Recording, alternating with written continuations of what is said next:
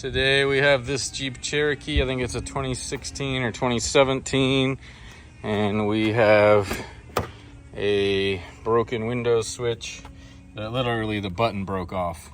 So we know the switches failed. If you had a window not going up, you'd need to test the window motor inside the door before you say the switch is bad. You have to verify the switch is bad. But this switch physically broke.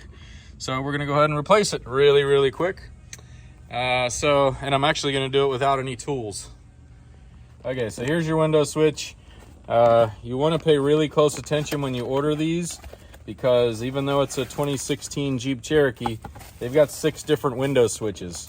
So what you're going to look for is, starting from the top, this is the mirror adjust button, and it's the left mirror, the right mirror, and then this middle button is nothing, and it matches this. If your car had power folding mirrors, meaning the mirrors fold in, then you'd have another button right here for the power folding.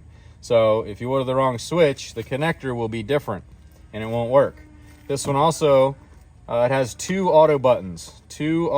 Auto is the auto up and auto down, so it has 2 positions.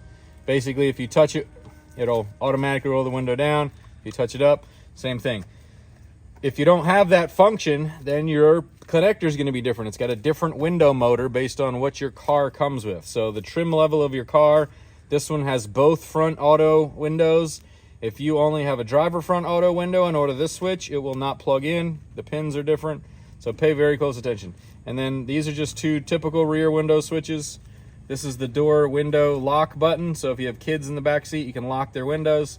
And then this is the door lock and unlock button. So before you order the switch, just because it's a 2015, 2016 Jeep Cherokee, multiple options exist.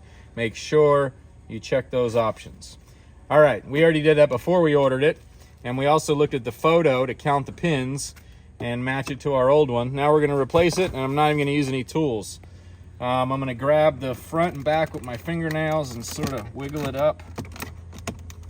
You can see it just wiggles up. It's just these metal clips that hold it in. Just these spring-loaded clips.